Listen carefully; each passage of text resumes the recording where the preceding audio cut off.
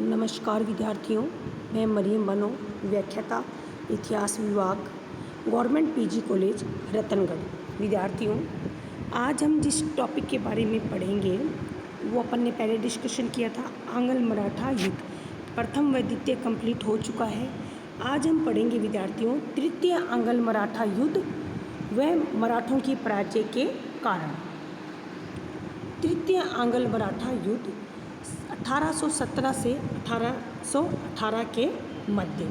यद्यपि द्वितीय आंग्ल मराठा युद्ध तक मराठे हार चुके थे, उनकी शक्ति और प्रतिष्ठा को हानि पहुंची थी, परंतु उन्होंने अंतिम रूप से पराजय स्वीकार नहीं की थी। वे पुनः अपने को संगठित करने के प्रयास में लगे हुए थे। पेशवा अंग्रेज़ों के चंगुल में फंसकर कसमसा रहा था। उन्होंने पुनः 1817 ईस्वी में सभी मराठा सरदारों को संगठित कर मराठों के पुराने गौरव को स्थापित करने का प्रयास किया, परंतु इस संकट की घड़ी में भी मराठे संगठित नहीं हो सके। इसी क्रम में अपना अगला नेक्स्ट पॉइंट है पेशवा से संघर्ष।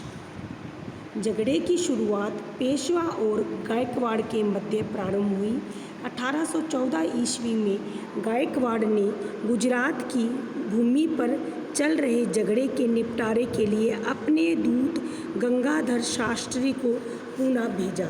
पेशवा के प्रधानमंत्री तैयबजी ने इस दूत की हत्या करवा दी। क्रुद्ध होकर अंग्रेज रेजिडेंट एल्फिंस्टन ने पेशवा से तैयबजी की मांग की, जिसे पेशवा ने काफ़ी हिल हलवाले के पश्चात स्वीकार किया, परंतु तैयबजी कैद से भाग खड़े हुए।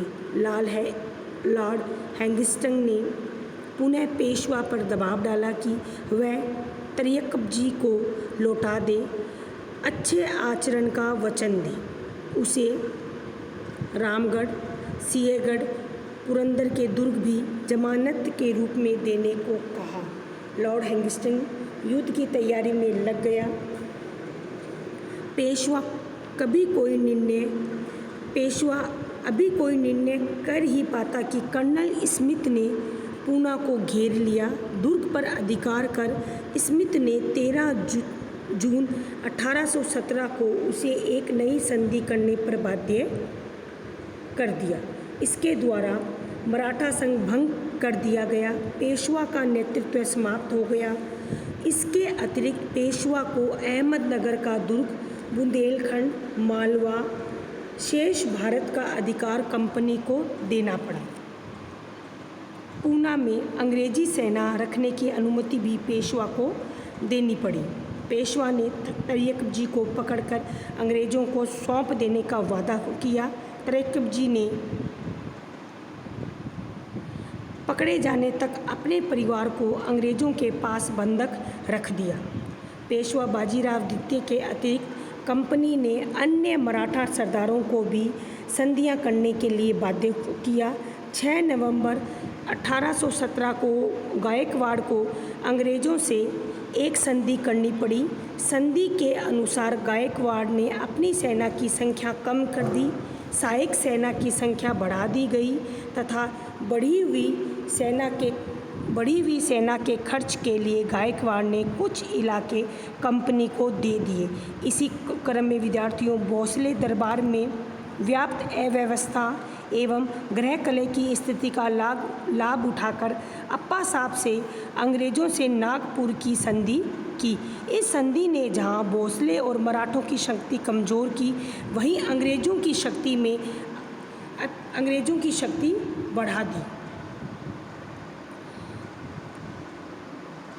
दौलतराव सिंधिया को भी 5 नवंबर 1817 को ग्वालियर की अपमानजनक संधि करनी पड़ी। उसने पिंडारियों के विरुद्ध अंग्रेज़ों की मदद करने का वचन दिया तथा चंबल की नदी के बाएं तट के सभी राजपूत राज्यों पर से अपना अधिकार वापस ले लिया।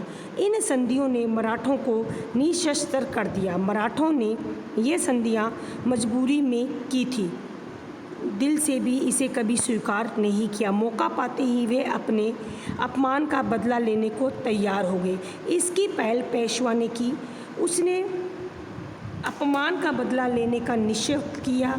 उसने विद्रोह कर पूना की अंग्रेजी रेजिडेंस में आग लगवा दी और अंग्रेज़ों से युद्ध करने के लिए निकल पड़ा। दुर्भाग्यवश नवंबर 1817 में किर्की के युद्ध में वह पराजित हुआ। पूना पर अंग्रेज़ों का अधिकार हो गया। पेशवा ने युद्ध जारी रखा, परंतु कोरेगांव यानी जनवरी 1818 तथा अष्टी के युद्ध फरवरी 1818 पराजित होकर उसे आत्मसमर्पण करना पड़ा। बाजीराव द्वितीय पेशवा को गद्दी से उतार दिया गया। पेशवा का पद समाप्त हो गया। बाजीराव को 18 लाख रुपए वार्षिक पेंशन देकर कानपुर के निकट यानी कि बिठूर में रहने को कहा गया। उसके राज्य का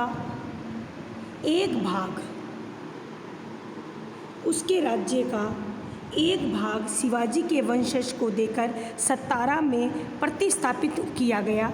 अधिकांश भाग कंपनी के अधीन चला गया। सिर्फ छोटा सा प्रदेश उसकी प्रतिष्ठा के लिए उसके पास रहने दिया। इसी क्रम में विद्यार्थियों अपना नेक्स्ट पॉइंट है अन्य सरदारों से संघर्ष। पेशवा की देखा देखी अन्य मराठा सरदारों ने भी अंग्रेज़ों के चुंगल से मुक्त होने का प्रयास किया। जिस समय पेशवा ने पूना की अंग्रेज रेजिडेंसी पर आक्रमण किया था, उसी समय नागपुर में अप्पा साहब ने भी विद्रोह कर दिया। होलकर भी युद्ध की तैयारी करने लगा। अतः लॉर्ड हैंगिस्टन ने इसके प्रति भी कड़ा रुख अपनाया। नवंबर 1817 में सीतामढ़ी के युद्ध में भोसले सरदार अप्पा जी को अंग्रेज़ों ने परास्त कर उसके राज्य पर अधिकार कर लिया। उसके राज्य का कुछ भाग राघव जी के पौत्र को देकर शेष पर कंपनी ने अधिकार कर लिया। इसी प्रकार दिसंबर 1817 में महिदपुर के युद्ध में होलकर को पराजित कर हैंगिस्टन ने मंदसौर की संधि जनवरी 1818 में की। इसके अनुसार होलकर ने खानादेश सहित नर्मदा नदी के पार का समस्त इलाका कंपनी को दे दिया। उसने सहायक संधि भी स्वीकार कर ली। यद्यपि गायकवाड़ तथा सिंधिया युद्ध से अलग रहे थे, परंतु पिंडारियों की सहायता करने के अपराध में लॉर्ड हैंगिस्टन ने इन मराठा सरदारों से भी नई संधियां कर ली। उनके राज्यों पर अंग्रेज़ों का प्रभुत्व स्थापित हो गया। 3 मराठा युद्धों के कारण मराठों की शक्ति पूर्णतः नष्ट हो गई थी। भारत में अंग्रेज शक्ति को सफलतापूर्वक चुनौती देने वाले अब कोई शक्ति नहीं बची थी। अंग्रेज अब एक बड़े भूभाग के मालिक बन बैठे। इन युद्धों के महत्व पर टिप्पणी करते हुए प्रोफेसर सरकार दत्त लिखते हैं कि मराठा ने भारतवर्ष में राष्ट्रीय साम्राज्य कायम करने व पहले मुगल तथा बाद में अंग्रेज़ों के राजनीतिक प्रभुत्व की प्रतिद्वंदिता करने का जो प्रयत्न किया उसका अंत हो गया। विद्यार्थियों, कहने का मतलब है अपन ने इन दो पीरियड में प्रथम, द्वितीय और तृतीय अंग्ल मराठा कंप्लीट कर लिया। कुल मिला के कहने का मतलब है मराठों की पूर्णतः हार हुई, अंग्रेज हर एंगल से युद्ध जीत गए। ठीक है, अब अपन टॉपिक पे अगला जो अपना टॉपिक है उस पे जो अपन डिस्कशन करेंगे वो है मराठों की पतन के कारण। 17वीं शताब्दी के अंतिम चरण में ही मराठों ने भारतीय राजनीति में महत्वपूर्ण भूमिका निभाई। पतनोन्मुख मुगल साम्राज्य के भग्नावशेषों पर अपनी शक्ति संगठित कर वे शीघ्र ही भारत की महत्वपूर्ण राजनीतिक इकाई बन गए। उन लोगों ने मुगलों को अपदस्थ कर हिंदू पातशाही की स्थापना करने की चेष्टा की, परंतु पानीपत के तृतीय युद्ध में उनकी करारी हार ने उनके स्वप्नों को चकनाचूर कर दिया। फिर भी मराठे हताश नहीं हुए। उन्होंने पुनः अपने आप को संगठित कर अंग्रेजी साम्राज्य के विस्तार को रोकने का प्रयास किया, लेकिन इस प्रयास में भी वे असफल रहे। मराठों की असफलता के कुछ कारण हैं जिनमें से प्रमुख विद्यार्थियों इस प्रकार है। देखिए फर्स्ट पॉइंट, मराठा सरदारों का असंगठित होना। मराठों के पतन का सबसे प्रमुख कारण मराठा सरदारों में व्याप्त फूट, एकता की भावना का अभाव था। मराठा मंडल के सदस्य होलकर, सिंधिया, भोसले, गायकवाड़ यद्यपि पेशवाओं को अपना प्रमुख मानते थे, मराठा साम्राज्य की सुरक्षा के लिए प्रतिज्ञाबद्ध थे। तथापि मौका पड़ने पर इन लोगों ने साम्राज्य की रक्षा के बदले व्यक्तिगत हितों एवं स्वार्थों पर अधिक ध्यान दिया। प्रत्येक मराठा सरदार अपना प्रभाव क्षेत्र विस्तृत करने में लगा हुआ था। फलस्वरूप आपसी स्वार्थों की टकराट होती गई। प्रत्येक मराठा सरदार पेशवा पर अपना अधिक से अधिक प्रभाव बनाए रखना चाहता था। पेशवा भी एक सरदार के विरुद्ध दूसरे को उकसाया करता था। परिणाम स्वरूप वैमनस्य व फूट का वातावरण तैयार हो गया। मराठे कभी भी संगठित होकर अंग्रेज़ों का मुकाबला न कर सके। अंग्रेज़ों ने इस फूट का लाभ उठाकर अपना हित साधा एवं मराठा शक्ति को पूर्णतः नष्ट कर दिया। इसी क्रम में विद्यार्थियों, दूसरा पतन का कारण है प्रशासनिक दुर्बलता। मराठों के पतन का दूसरा प्रमुख कारण उनकी प्रशासनिक दुर्बलता थी। शिवाजी ने एक सुदृढ़ प्रशासनिक व्यवस्था की नींव डाली थी, परंतु उनके अयोग्य उत्तराधिकारी इस व्यवस्था को न तो बनाए रख सके, न स्वयं ही कोई दूसरी व्यवस्था कायम कर सके। उनका अधिकांश समय लूटपाट और युद्ध में ही व्याप्त होता था। इसीलिए नागरिक शासन व्यवस्था, शांति सुरक्षा, औद्योगिक एवं व्यापारिक विकास की तरह मराठे आवश्यक ध्यान न दे पाए। जनता का शासन से कोई संबंध न था। नागरिकों का जीवन भी असुरक्षित था। आर्थिक कमजोरी के चलते वे हमेशा ही अनुचित तरीके से धन इकट्ठा करते थे। इस प्रक्रिया में जनता पर अत्याचार भी होते थे, जिसके परिणाम स्वरूप सरकार को विपत्ति के समय न तो जन समर्थन प्राप्त हुआ, न एक अच्छी प्रशासनिक व्यवस्था मिल सके। इसी क्रम में विद्यार्थियों, थर्ड पॉइंट है अपना योग्य नेताओं का अभाव। प्रारंभ में मराठों के बीच अनेक साहसी एवं प्रतिभा संपन्न नेता हुए। उन्होंने मराठा शक्ति के उत्थान में उद्भव योगदान दिया। उन लोगों ने मराठों में राष्ट्रीय एकता की भावना जगाकर उन्हें संगठित किया। 18वीं शताब्दी में मराठा शक्ति के विकास में बालाजी विश्वनाथ,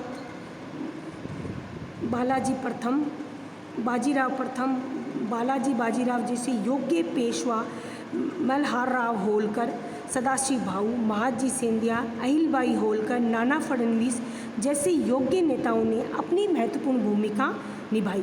पानीपत के तृतीय युद्ध के पश्चात मराठों में योग्य नेतृत्व का अभाव हो गया। नाना फडणवीस ने मराठों की एकता बनाए रखने का प्रयास किया, परंतु उसकी मृत्यु के पश्चात न तो पेशवा न मराठा सरदार ही मराठों की एकता बनाए रख सके। आपसी स्वार्थ की टकराहट एवं प्रतिद्वंद्विता ने उन्हें अपने दुश्मनों से मदद लेने को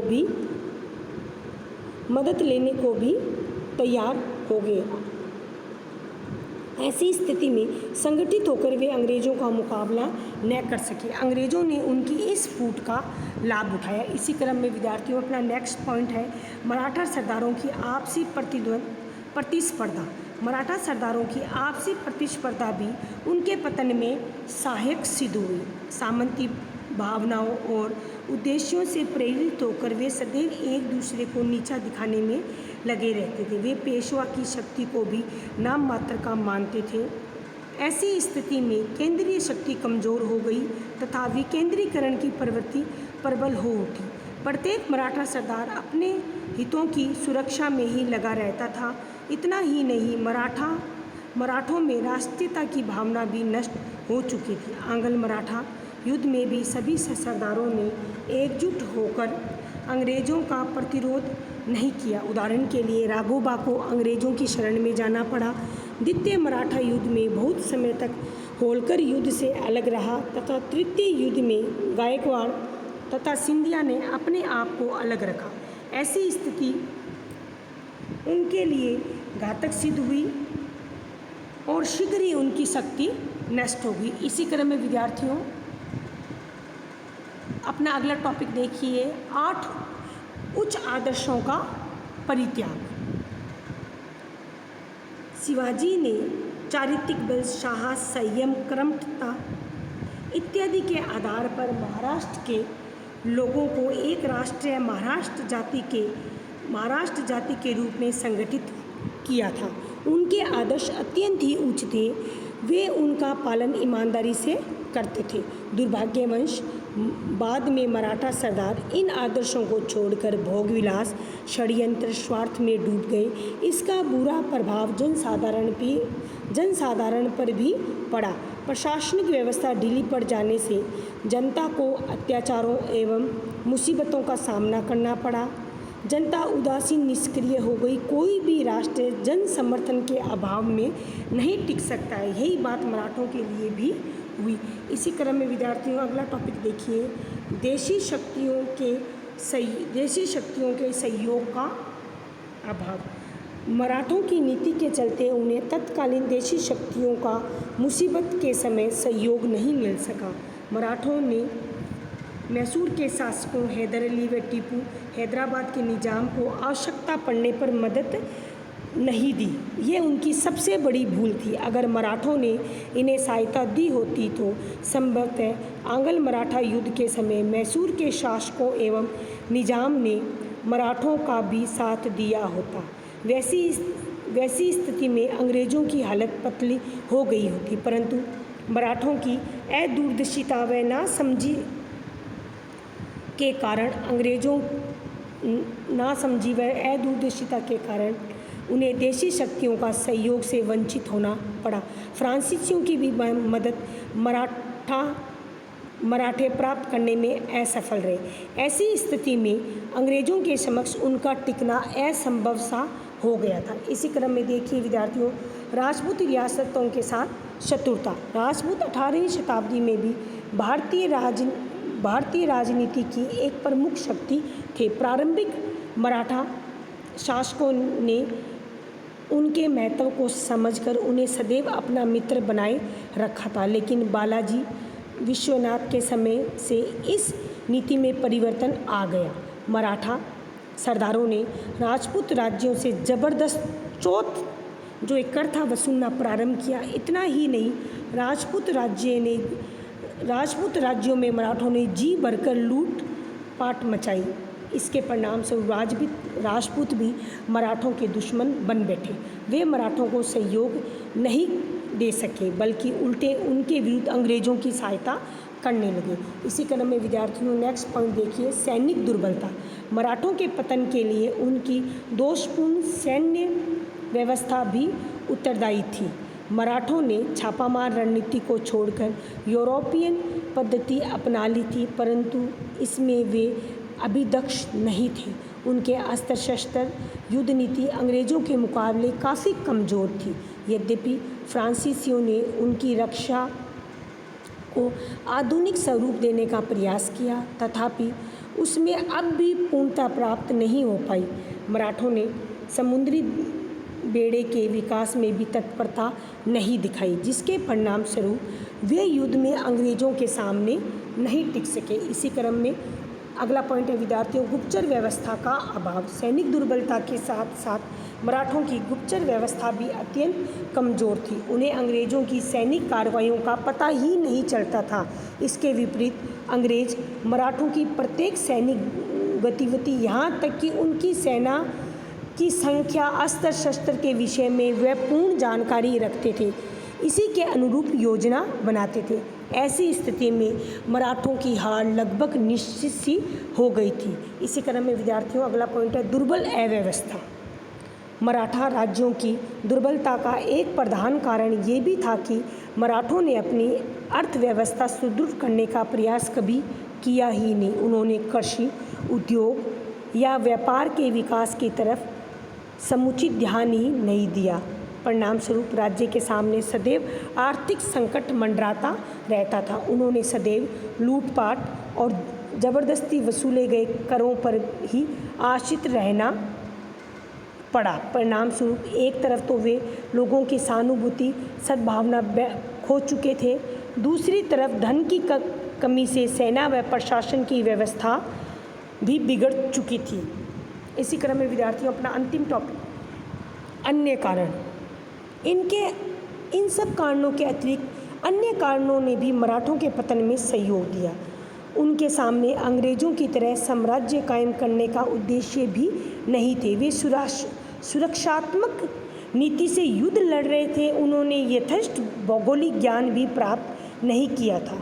ऐसी परिस्थितियाँ उनके लिए जानलेवा सिद्ध हुई और शीघ्र ही उनका पतन हो गया। कहने का मतलब है जो मराठे अंग्रेज़ों का जो आंग्ल मराठा जो युद्ध था, अंग्रेज युद्ध लड़ रहे थे अपने साम्राज्य विस्तार के लिए और मराठे युद्ध लड़ रहे थे अपनी सुरक्षा करने के लिए। तो कहने का मतलब है दोनों का एम ही अलग था, इसलिए एक डायरेक्शन में नहीं जा सके और अंततः ये सब कारण मराठों के पतन में सहायक सिद्ध हुए। विद्यार्थियों आज ये अपना आंग्ल मराठा तीनों युद्ध और मराठों के पतन का कारण ये अपना कंप्लीट हो चुका है। नेक्स्ट पीरियड में अपन पढ़ेंगे, नेक्स्ट जब अपनी क्लास होगी अपन उसमें पढ़ेंगे पानीपत का युद्ध। Thank you.